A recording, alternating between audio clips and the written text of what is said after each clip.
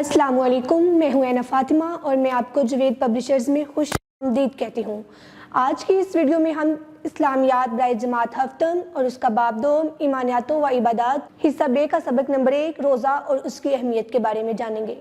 तो आइए बढ़ते हैं अपने सबक की जानब और देखते हैं उसके हासिलाते ताल्लुम। और इसके हासिलाते ताल्लुम ये हैं कि इस सबक की तकमील के बाद तुलबा इस काबिल हो जाएंगे कि वो कुरान और सुन्नत की रोशनी में रोज़ा का माना व मफ़हूम और मकसद जान सकें, रोज़ा की अहमियत व फजीलत समझ सकें, रोज़ा के अहकाम व अदाब से वाकफियत हासिल कर सकें, माह रमज़ान में बदनी व माली इबादात बिलखुसूस तिलावत कुरान मजीद, क़ियामुल लैल, शब कदर, इत्तिकाफ़ करने, सहरी करने, इफ्तार करवाने और सदका खैरात फजीलत को समझ सकें। माह रमज़ान में नबी करीम ख़ातमुन नबिय्यीन सल्लल्लाहु अलैहि वसल्लम के मामूलात से वाकफियत हासिल करके अपनी अमली ज़िंदगी का हिस्सा बना सकें। रोज़े से हासिल होने वाले रूहानी, जिस्मानी और मुआशरती फ़वाइद का जायज़ा ले सकें, मुकम्मल दीनी अदाब के साथ रोज़ा रखने वाले और अमली ज़िंदगी में तकवा अख्तियार करने वाले बन सकें। रोज़ा के बारे में जानते हैं कि रोज़ा है क्या। रोज़ा इरकान इस्लाम में से एक अहम रुकन है। रोज़ा को अरबी ज़बान में सौम कहा जाता है, जिसके लुग़वी मानी है रुक जाना। रोज़ा बदनी इबादत है। रोज़ा एक ऐसी इबादत है जो दिखलावे और रयाकारी से बिल्कुल पाक है। इस्तिलाह में इबादत की नीयत से सुबह सादक से लेकर गुरूब आफ्ताब तक खाने पीने और नफसानी ख्वाहिशात पर अमल करने से रुक जाने का नाम रोज़ा है। रोज़ा हर आकिल, बालिग और तंदुरुस्त मुसलमान मर्द औरत पर फ़र्ज़ है। रमज़ान मुबारक के रोज़ों की फ़र्जियत कुरान हदीस में बयान की गई है। इरशाद बारी ताला है, या अय्युहल्लज़ीना आमनू कुतिबा अलैकुमुस्सियामु कमा कुतिबा अलल्लज़ीना मिन क़ब्लिकुम लअल्लकुम तत्तक़ून। सूरतुल बकरा की आयत नंबर 183 है। तर्जुमा, ऐ ईमान वालो, तुम पर रोज़ा रखना फ़र्ज़ किया गया है जिस तरह तुमसे पहले लोगों पर फ़र्ज़ किया गया था, ताकि तुम नाफरमानी से बच सको। इस आयत मुबारक में रमज़ान के रोज़ों की फ़र्ज़ियत के साथ साथ अल्लाह ताला ने इस बात की भी वजाहत फरमा दी है कि रोज़े का मकसद तकवा और परहेज़गारी का हसूल है। तकवा दिल की उस कैफियत का नाम है जो इंसान को बुराइयों से रोकती और नेकियों की तरफ राग़िब करती है। रोज़ा को दीन इस्लाम में अहम मुकाम हासिल है। रोज़ा ऐसी इबादत है जो हज़रत आदम अलैहिस्सलाम से हज़रत मोहम्मद सल्लल्लाहु अलैहि वसल्लम तक आने वाले तमाम अंबिया कराम अलैहिमुस्सलाम की उम्मतों में किसी न किसी हालत में मौजूद रही है। इससे रोज़ा की अहमियत बखूबी वाज़िया हो जाती है। इस्लामी इबादत में रोज़े के बहुत से फ़ज़ाइल बयान किए गए हैं। इरशाद नबी ख़ातमुन नबिय्यीन सल्लल्लाहु अलैहि वसल्लम है, इज़ा दख़ल शहरु रमज़ान फुत्तिहत अबवाबुस समाई व गुल्लिक़त अबवाबु जहन्नम व सुलसिलतिश शयातीन। सही बुखारी की 1899 नंबर हदीस है। तर्जुमा, जब रमज़ान का महीना आता है तो आसमान के तमाम दरवाज़े खोल दिए जाते हैं, जहन्नुम के दरवाज़े बंद कर दिए जाते हैं और शयातीन को जंजीरों से जकड़ दिया जाता है। रोज़े की सबसे बड़ी फजीलत ये है कि अल्लाह ताला रोज़ादार को बेहिसाब अज्र सवाब अता करता है। इरशाद नबी ख़ातमुन नबिय्यीन सल्लल्लाहु अलैहि वसल्लम है, ए इब्ने आदम, तुम्हारे हर अमल के सवाब में इजाफ़ा किया जाता है। नेकी का सवाब 10 गुना से 700 गुना, बल्कि इससे भी ज़्यादा जितना अल्लाह चाहे मिलता है। अल्लाह ताला फरमाता है, रोज़ा इस कानून से मुस्तस्ना है क्योंकि वो खालिस्तन मेरे लिए होता है और मैं ही इसकी जज़ा दूँगा। किसी रोज़ादार को रोज़ा इफ्तार करवाना भी बेहद अजर सवाब का बाइस है। रसूलुल्लाह ख़ातमुन नबिय्यीन सल्लल्लाहु अलैहि वसल्लम का इरशाद है, जिसने रोज़ेदार का रोज़ा इफ्तार करवाया इसे इस रोज़ादार के बराबर सवाब मिलेगा और रोज़ादार के सवाब में कुछ कमी नहीं होगी। अभी तक हमने एक आयत मुबारका और 2 अहदीस मुबारका पढ़ ली हैं और इससे में रोज़े की अहमियत अच्छी तरह वाज़िया हो जाती है कि रोज़ा सिर्फ सुबह से लेकर शाम तक भूखे प्यासे रहने का नाम नहीं है, बल्कि ये दिल के तकवा का नाम है और अपने आप को तमाम गुनाहों से बाज रखने का नाम है।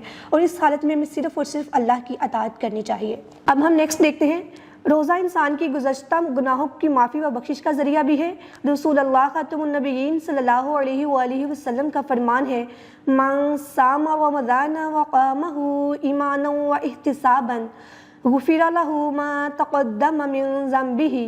जामिया तिर्मिज़ी की 683 नंबर हदीस है। जिसने ईमान के साथ और सवाब की नीयत से रमज़ान के रोज़े रखे और इसकी रातों में क़याम किया तो इसके साबिर का गुनाह बख्श दिए जाएंगे। ایک اور مقام پر روزہ دار کی فضیلت بیان کرتے ہوئے آپ صلی اللہ علیہ وآلہ وسلم نے ارشاد فرمایا، روزہ دار کے لیے دو خوشیاں ہیں، ایک خوشی روزہ کھولتے وقت حاصل ہوتی ہے اور ایک خوشی اپنے رب سے ملاقات کے وقت حاصل ہوگی۔ جنت کے 8 دروازے ہیں، ان میں سے ایک دروازے کا نام ریان ہے، جس میں داخل ہونے والے صرف روزہ دار ہی ہوں گے۔ قرآن و حدیث میں دیگر عبادات کی طرح روزے کے بھی احکامات بیان کیے گئے، جن میں سے چند درج ذیل ہیں۔ سحری کرنا یعنی صبح صادق سے قبل کچھ کھا پی لینا سنت ہے، افضل ترین سحری رات کے آخری حصے کی ہے۔ نمبر 2، سحری میں تاخیر افضل ہے اور افطار میں جلدی کرنا سنت ہے۔ نمبر 3، افطاری میں بلا وجہ تاخیر کرنا مکروہ ہے۔ دیگر عبادات کی طرح روزے کے بھی کچھ آداب ہیں جنہیں ملحوظ خاطر رکھنا ہر روزہ دار کے لیے ضروری ہے اور وہ درج ذیل ہیں۔ روزہ دار زبان سے بیہودہ گفتگو نہ کرے، جھوٹ نہ بولے اور غیبت نہ کرے۔ روزہ دار کو بری بات سننے سے اجتناب کرنا چاہیے۔ روزہ دار اپنے ہاتھ، پاؤں اور دیگر اعضاء کو گناہوں سے بچائے۔ جو لوگ روزہ رکھنے کے بعد اللہ تعالیٰ کی نافرمانی نہیں چھوڑتے، وہ صرف بھوکے پیاسے ہی رہتے ہیں، انہیں روزے کا اصل ثواب اور برکت حاصل نہیں ہوتی۔ ماہ رمضان کو دیگر تمام مہینوں پر فضیلت حاصل ہے۔ اس مہینے میں اللہ تعالیٰ کی رحمت، عنایت اور کرم نوازی بڑھ جاتی ہے۔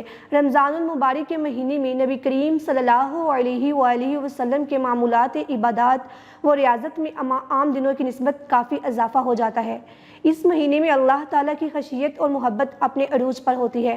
اسی شوق اور محبت میں آپ صلی اللہ علیہ وآلہ وسلم کے راتوں کے قیام بھی بڑھ جاتے اور اپنی امت کو بھی تلقین فرماتے۔ آپ صلی اللہ علیہ وآلہ وسلم رمضان المبارک میں حضرت جبرائیل علیہ السلام کے ساتھ قرآن مجید پڑھنے کا دور فرماتے اور آخری دنوں کا اعتکاف فرماتے۔ نبی کریم صلی اللہ علیہ وآلہ وسلم اس مہینے میں کثرت سے صدقہ و خیرات دیا کرتے تھے۔ حضرت عائشہ رضی اللہ تعالیٰ عنہ فرماتی ہیں کہ رسول اللہ صلی اللہ علیہ وآلہ وسلم کی عادت مبارکہ تھی کہ جب رمضان کا آخری عشرہ آتا تو آپ صلی اللہ علیہ وآلہ وسلم رات بھر جاگتے اور گھر والوں کو بھی جگاتے، عبادت میں نہایت کوشش کرتے اور کمر ہمت باندھ لیتے۔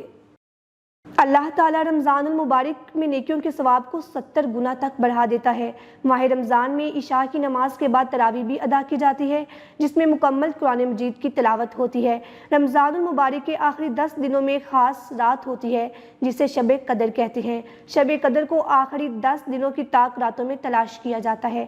یہ بہت ہی خیر و برکت والی رات ہے۔ قرآن مجید میں اسے 1000 مہینوں سے بہتر قرار دیا گیا ہے۔ ارشاد باری تعالیٰ ہے، لیلۃ القدر خیر من الف شہر۔ سورۃ القدر کی آیت نمبر 3 ہے۔ ترجمہ، شب قدر 1000 مہینوں سے بہتر ہے۔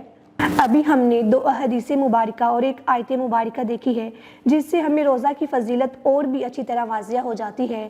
ان میں ہمیں روزے کے احکامات و آداب بتائے گئے ہیں اور یہ بتایا گیا ہے کہ روزہ دار کے لیے اللہ تعالیٰ نے کیا کیا انعامات رکھے ہیں اور شب قدر کی فضیلت سے بھی آگاہ کیا ہے۔ اب ہم دیکھتے ہیں روزے کے معاشرتی فوائد کیا ہیں۔ نمبر 1، روزہ کی وجہ سے نیکی اور تقوی کا حصول ہوتا ہے، جس کی بنا پر مسلمانوں میں عبادت کا شوق بڑھ جاتا ہے۔ نمبر 2، روزہ انسان میں بھوک اور پیاس برداشت کرنے کی صلاحیت پیدا کرتا ہے، جس سے انسان مشقت اٹھانے کا عادی بن جاتا ہے۔ نمبر 3، رمضان المبارک میں لوگوں کے دلوں میں ایک دوسرے سے ہمدردی اور خیرخواہی کا جذبہ پیدا ہوتا ہے۔ نمبر 4، جب تمام لوگ روزے کے دوران میں ایک ہی کیفیت سے گزرتے ہیں تو ان میں اتفاق و اتحاد پیدا ہوتا ہے۔ نمبر 5، روزہ سے انسانی صحت بہتر ہوتی ہے، کیونکہ معدے کا ہر وقت بھرے رہنا جسمانی صحت کے لیے خطرناک ہے۔ رمضان المبارک میں معدہ خالی رکھنے کی مشق کی جاتی ہے، جس بنا پر جسمانی صحت بہتر ہو جاتی ہے۔ نبی کریم صلی اللہ علیہ وآلہ وسلم نے رمضان المبارک کا نام شہر المواساة رکھا، کیونکہ یہ مہینہ لوگوں کے ساتھ ہمدردی اور غمگساری کا مہینہ ہے، کیونکہ جب روزہ دار بھوک اور پیاس کو برداشت کرتا ہے تو اسے بھوکے اور پیاسے لوگوں کی تکلیف کا احساس ہوتا ہے۔ آج کا سبق ہم نے مکمل کیا اور اس میں ہم نے روزہ کی اہمیت، فرضیت، فضیلت، آداب و احکامات اور معاشرتی فوائد دیکھے۔ امید ہے کہ آپ کو یہ تمام باتیں اچھے سے سمجھ آ گئی ہوں گی اور آپ کو روزے کی اہمیت اور اصل میں روزہ ہے کیا اچھے سے سمجھ آ گیا ہوگا، اور آپ ان تمام باتوں پر عمل کرنے کی کوشش بھی کریں گے اور اپنے روزے کو بہتر بنانے کی کوشش بھی کریں گے۔ اپنا بہت سارا خیال رکھیے اور جڑے رہیے بولتی کتابوں کے ساتھ۔